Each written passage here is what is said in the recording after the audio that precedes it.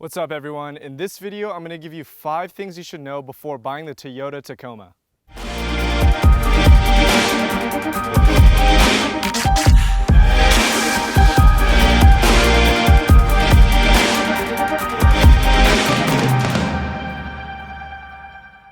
I'm a huge fan of these trucks for the reliability, and I've owned first gens, second gens, and this was going to be my first third gen, and I wanted to create a clear and concise video that kind of recapped all of the things you should know before buying the Tacoma.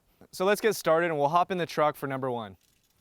All right, now we're in the truck, and I want to start here because the biggest complaint that most people talk about is the gas mileage on the Tacoma. So you've got to keep in mind that they built the Tacoma for its reliability, so it doesn't get the best gas mileage. It gets anywhere from 17 to 23 on the automatics, but realistically you're going to get something around 14 to 19, and if you lift it, then it's going to be even worse than that. I'm getting about 14.1 miles to the gallon, and given I have a 3-inch lift on my truck and 285 70/17s, which is about a 33, so that definitely doesn't make it any better. But it's definitely something to keep in mind. Okay, now we're going to go into the topic of whether or not you should get a manual or an automatic. So ultimately, it's up to you. Everyone has a preference. But just so you guys know, the automatics do have a lot of complaints with how the transmissions shift. When I first drove the automatic, it was constantly searching for gears, and apparently there's a new reflash that you can get through the dealership, but it goes back to shifting constantly after like 1,000 or 2,000 miles. There is an OV tune that you could get. It's $700 or $800, and that'll permanently fix it, but it's something to keep in mind. So the reason I chose a manual personally is not because of the automatic transmission issues alone, but because I personally like to drive manuals and I think they're a lot more fun compared to an automatic, but they are a little bit clunky. So I'm going to show you what it sounds like.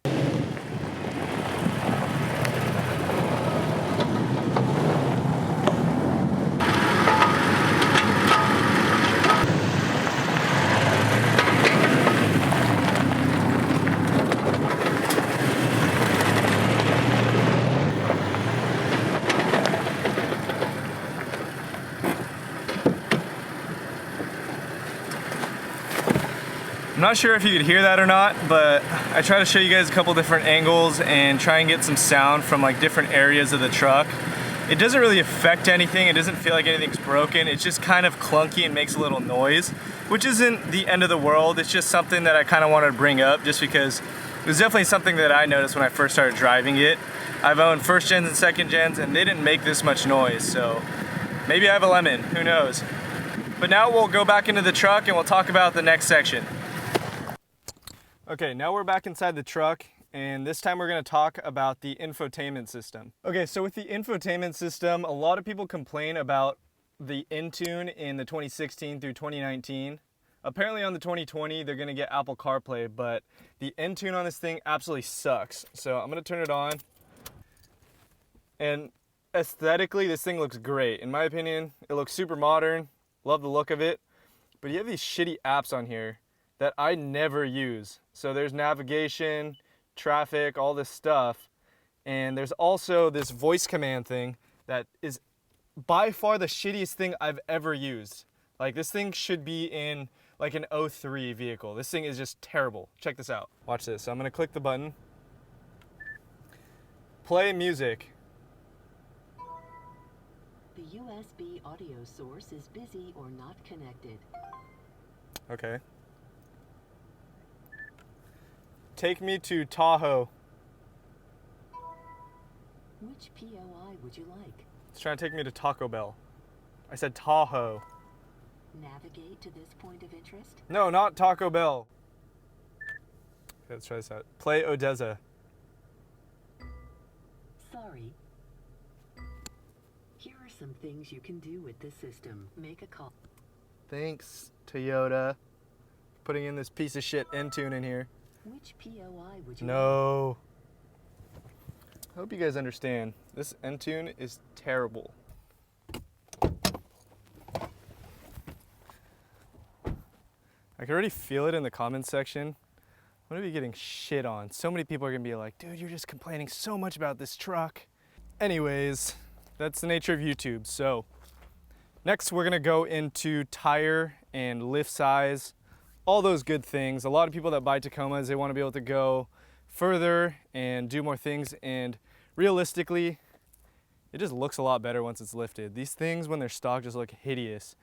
But when you go into the forums, all the brand new Tacoma owners, first thing they ask, I'm gonna get a 3-inch lift, what size tires can I fit? To save you guys some headache, and a lot of people are actually gonna get pissed off, so to save you some embarrassment, I'm gonna try and shorten that whole explanation.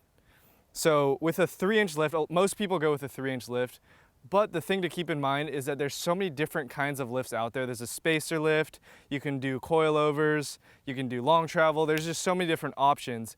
They all sit a little differently. Like on the TRD Sport, they have stiffer suspensions, so I have a little more clearance. I thought this was gonna rub. I did a shit ton of research and it's just different everywhere. So I understand why so many people ask, but I did a 3-inch lift on this. This is just a spacer lift. I'm planning on doing the Eibach lift here pretty soon, but I have the Raceline wheels, -12 offset, and 285/70/17s, which are like 32.7, almost a 33-inch tire. So long story short, when you try to put bigger tires on your truck, you're gonna want to do a cab mount chop, or you're probably gonna have to do some trimming. I got really lucky on this, but if I do go off-road pretty intensely, then I'll rub at full crank, so fully turn to the left or to the right, and if I'm going over a bump, because when it articulates, it's just gonna hit that cab mount. There's nothing around it really.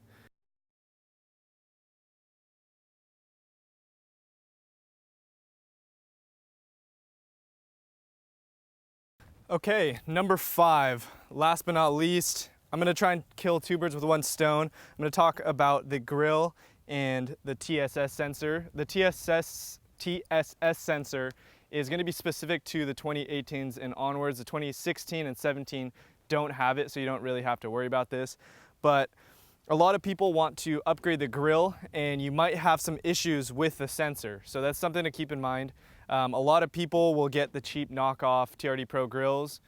I'm not really hating on it at all. I think there's a lot of good ones out there, but if you do upgrade the grille, then you're gonna have to get the TSS garnish, and that just makes it so you can still use the radar and not really have issues with stopping and having it calibrated, things like that.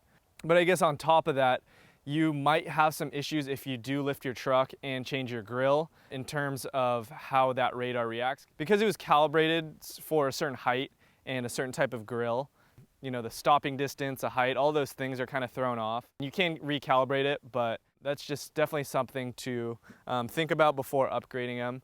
And then another thing that I've heard on a lot of the forums and just talking to some friends is that if you change the grille and get like a knockoff grill and then take it into the dealership, they might give you a hard time and say that if you ever get into a wreck or you have an issue with your radar, then it's because of the grill. And I've seen people going in for an oil change and they have to sign some kind of waiver saying that, you know, Toyota isn't liable if there's an issue with that sensor because they upgraded the grill. So those are all definitely things to think about. But other than that, I think that's it.